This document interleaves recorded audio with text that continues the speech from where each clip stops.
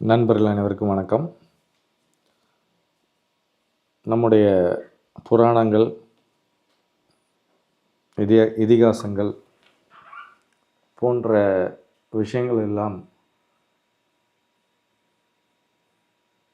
உண்மையோ பொய்யோ அதை பற்றி நமக்கு அக்கறை இல்லை. ஆனால் அதில் இருக்கிற கருத்துக்கள் நம் வாழ்வில் மிகப்பெரிய மாற்றத்தை உருவாக்கும். அதில் அடியாருக்கு அடியார், அதாவது இந்த பிரபஞ்சத்தை யார் ஒரு அடியாராக இருக்கிறாரோ அவருக்கு அடியாராக இந்த இறைவன் வருவான் அப்படின்ற கருத்துக்கள் நிறையா இருக்குது. ஒரு ஒரு தொண்டன் இருக்கிறான்னா தொண்டனுக்கு தொண்டன் அப்படின்ற மாதிரி இறைவன் வருவான் அப்படின்றது புரியுன்னு நினைக்கிறேன். நிறைய நிறைய கதைகளில், நிறைய கலாச்சாரத்தில் ஒரு தன்னை இழந்து தான் என்ற நிலையை இழந்து தனக்கென்று எதுவுமே இல்லாத ஒரு மனிதன், அதாவது அகங்காரமே இல்லாத அகங்காரமற்ற மனிதன் எப்படி இருப்பான் என்றால் அவன் பிரபஞ்சமாகவே இருப்பான். வேறு மாதிரி சொல்லணும்னா அகங்காரமற்ற மனிதனுக்கு பிரபஞ்சம் முழுவதுமாக அவனை தன்னுடைய கைகளில் தூக்கி நிறுத்தும். அது அரவணைத்து கொள்ளும், அதை தன்னை உள்வாங்கிக் கொள்ளும். அந்த மாதிரி ஒரு தன்மை இருக்கிற மலர், அந்த மாதிரி முழுவதுமான சரணடைதல் என்ற மலர் சென்டார். அடியாருக்கு அடியார், தொண்டருக்கு தொண்டர், சர்வன்ட் டு சர்வன்ட்ஸ் அப்படின்னு சொல்லலாம்.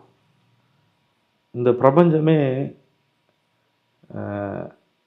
வந்து உலகத்தில் பார்த்திங்கன்னா சென்டாரியாக தான் இருக்குது. இந்த பிரபஞ்சம் முழுவதுமே சென்டாரியாக தான் இருக்குது. எப்படின்னு பார்த்திங்கன்னா சூரிய உதயம் சரியான நேரத்தில் வருகிறது, அஸ்தமனம் சரியான நேரத்தில், மழை. சென்டாரினா சேவகன்னு இல்லை, ஒரு அர்ப்பணிப்பு, ஒரு தியாகம், முழுமையான ஒப்புவித்தல், ஒரு சரணாகதி. சரணாகதி என்பது ஒட்டுமொத்தமாக எல்லாவற்றிலும் இருந்து சரணாகதி, தன்னுடைய பலத்திலிருந்து சரணாகதி அல்ல, தன்னுடைய பலவீனத்திலிருந்து சரணாகதி.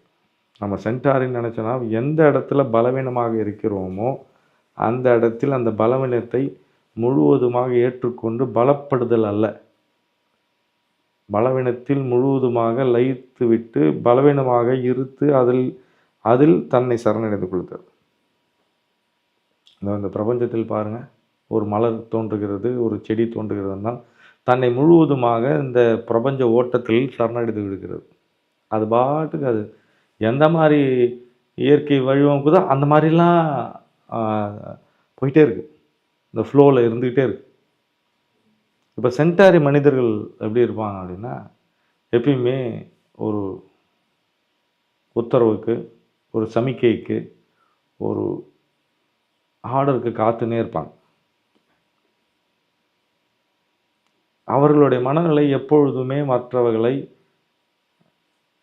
மகிழ்ச்சிப்படுத்த வேண்டும், மற்றவர்களை ஆனந்தத்தில் வைத்து கொள்ள வேண்டும், மற்றவர்களை அதாவது ப்ளீஸ் பண்ணணும்னு சொல்லுவாங்க. அதாவது ஒரு மாதிரி ஒரு கூட இருக்கவங்கள ஒரு மாதிரி ஒரு ப்ளீஸிங்காக வச்சுக்கிறது, இல்லாட்டி ஒரு மகிழ்ச்சியாக வச்சுக்கிறதாவே இருக்கும். எந்த விதத்தையும் நோகாமல் அவங்க பார்த்துக்குவாங்க தன்னை. அப்போது சென்டாரி மனநிலை இருக்கிறவங்க எப்படின்ற ஒரு தன்மை இருக்குது அப்படின்னா, எப்பயுமே ஒரு கூனி குறுகி இருக்கிற மனநிலை, அதாவது தேவைப்படக்கூடிய சென்டாரி குறுகி இருக்கிற மனநிலை,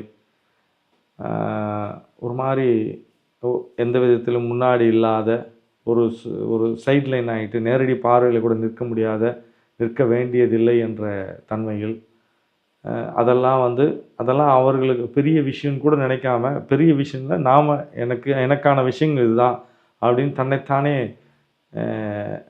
தயார்படுத்தி கொண்டு அந்த தயார் நிலையில் முழுவதுமாக எந்த விதமான மற்றவர்களை பற்றிய ஒப்பீடும் இல்லாமல், கஷ்டப்படாமல், மற்றவர்கள் எப்படின்னா நினைப்பாங்கன்னு நினைக்காம, மற்றவங்களுடைய நிர்பந்தத்தால் இல்லாமல் தானாகவே அந்த நிலையில் அடிப்பணிதலில் இருப்பாங்க. இதில் மிக முக்கியமான விஷயம் என்னென்னா, இந்த உலகம் 2 நபர்களை பார்த்து மிகவும் பயந்தது என்றால், ஒன்று சென்டாரியை பார்த்து, இன்னொன்று செரட்டோவை பார்த்து மட்டும்தான். வேற யாரை பார்த்தும் அவ்வளோ பயப்படல. மிக மிக முக்கியமான கருத்து இது.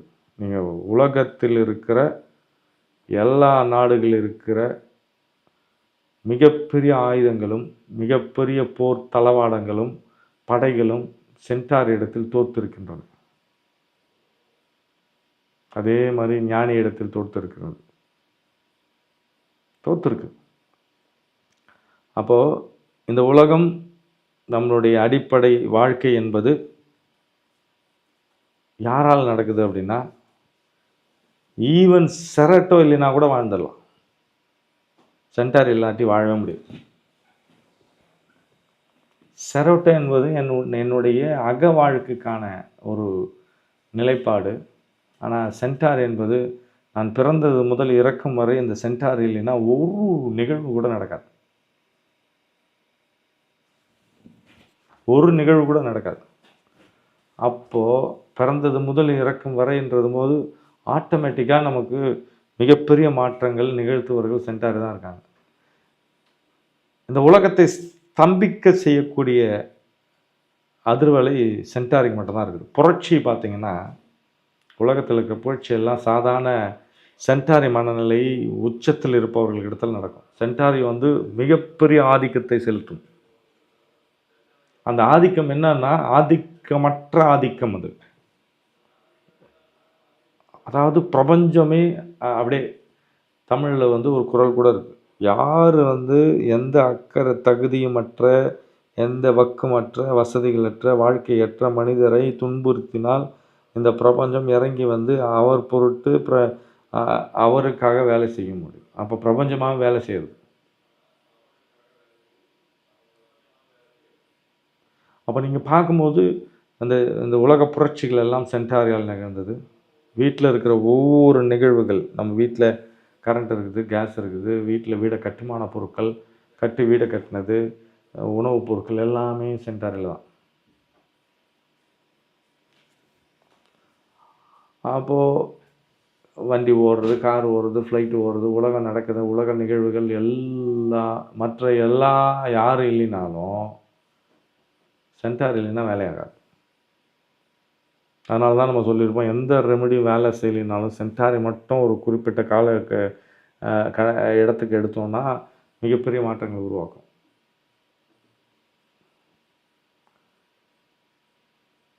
பைன், அதாவது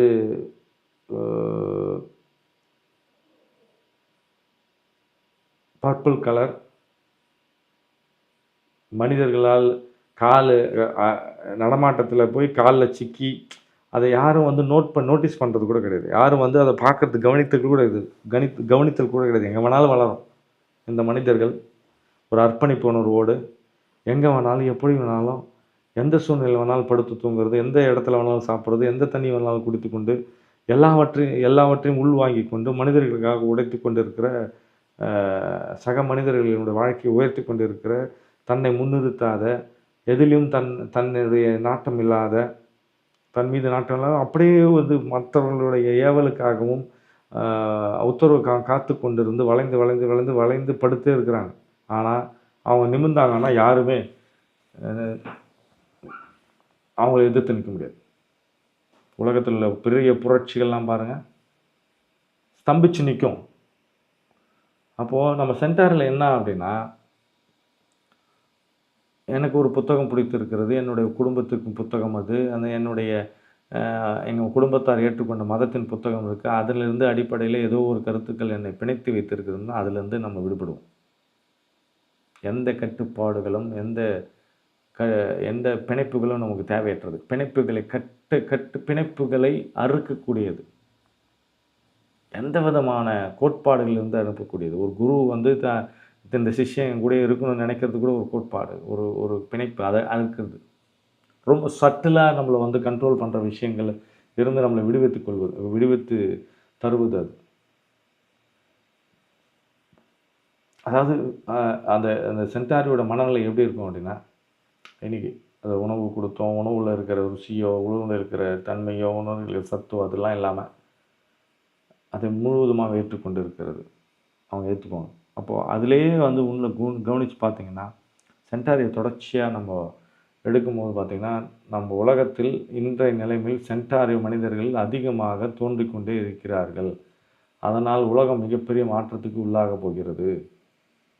ஏன் அப்படின்னா, சென்டாரின்றது முழு தன்மையில் பார்க்கும்போது மிகப்பெரிய விடுதலை, மிகப்பெரிய மலர்ச்சி, மிகப்பெரிய திறப்பு, மிகப்பெரிய அளவிலான எல்லாருக்கும் எல்லாம் என்ற நிலையில் சென்டாரியோடைய முழுத்தன்மை பெருக ஆரம்பித்திருக்கிறது. நீங்கள் கூர்ந்து உங்களை சுற்றி கவனித்து கொண்டு வந்தீங்களா உங்களுக்கு புரியும். உடல் அவயங்கள் செயலிழந்த பொழுது போயிருக்கிறது. அதை வந்து கட்டுப்பாடு ஏதோ ஒரு வகையில் திரும்ப திரும்ப பயன்படுத்தி அதை கட்டுப்பாடு அந்த எனர்ஜியை பிளேஸ் பண்ணியிருந்தோம். இல்லாட்டி அதிகமான உடல் நோய்களினால் பாதிக்கப்பட்டிருந்தோம்னா தொடர்ச்சியாக சென்டார் எடுக்கும்போது மீட்டுருவாக்கம் படும். அது ஒரு புரட்சி மாதிரி ஒரு மிகப்பெரிய மலர்ச்சியை உடலில் ஏற்பட்டு மாற்றத்தை உருவாக்கும்.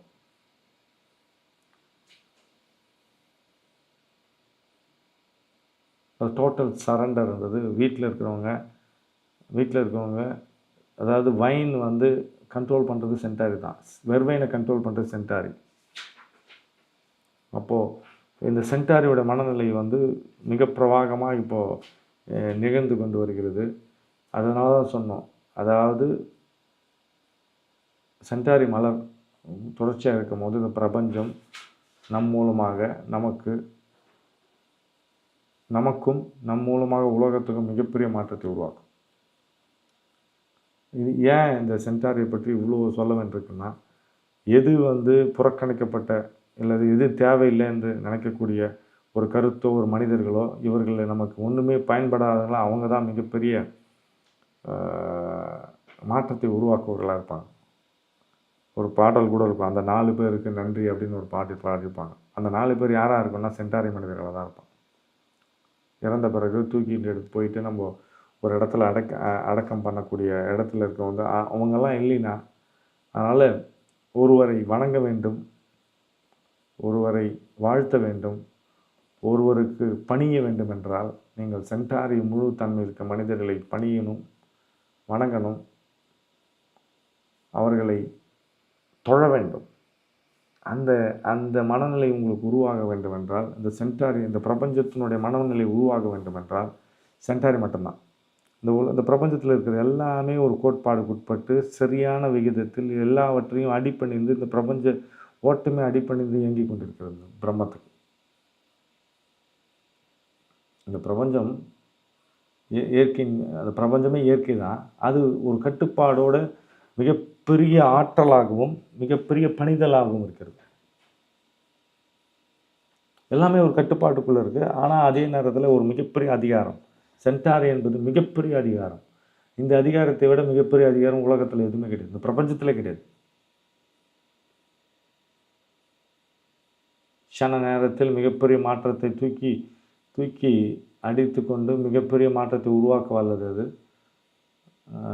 சென்டாரியோட மனநிலை கூர்ந்து கவனிக்கும் போது நம்ம அடுத்து அதுக்கு முன்னாடி இருக்க காம்பினேஷனில் சென்டாரி போட்டிருக்கேன். ஏன்னா சென்டாரி தொடர்ச்சியாக அந்த அதிர்வலை உருவாகி கொண்டே வருகிறது. நிறைய பேர் சரண்டர் ஸ்டேட்டுக்கு போயிட்டுருக்காங்க. இதுக்கப்புறம் என்ன பண்ணுறதுன்னு தெரிலன்ற ஸ்டேட்டுக்கு போயிட்டுருக்காங்க. அதனால் சென்டாரியோடைய மலர்கள் நுட்பத்தை புரிந்து கொண்டு அதன் வழியில் செல்லும்போது நம் உடலில் இருக்கிற எல்லா அவயங்களும் எல்லா நிகழ்வுகளும் நம்மை சுற்றி இருக்கிற எல்லா நிகழ்வுகளும் மிக அற்புதமாக மாறுவதை பார்ப்போம். கைகூப்பி வணங்குவோம் சென்டாரியை, சரணடைவோம் சென்டாரியிடத்தில். நாம் சரணடைந்து விட்டால் நமக்கு துன்பமில்லை. நம்முடைய வாழ்வு கொண்டாட்டமாக இருக்கும். கொண்டாடுவதற்காக வந்தோம். அதனால் நாம் ஒட்டுமொத்தமாக என் உடல், பொருள், ஆவி அனைத்தையும் இந்த பிரபஞ்சத்தினிடத்தில் சரணடைவதற்கு சென்டாரி மலர் உதவும். நன்றி.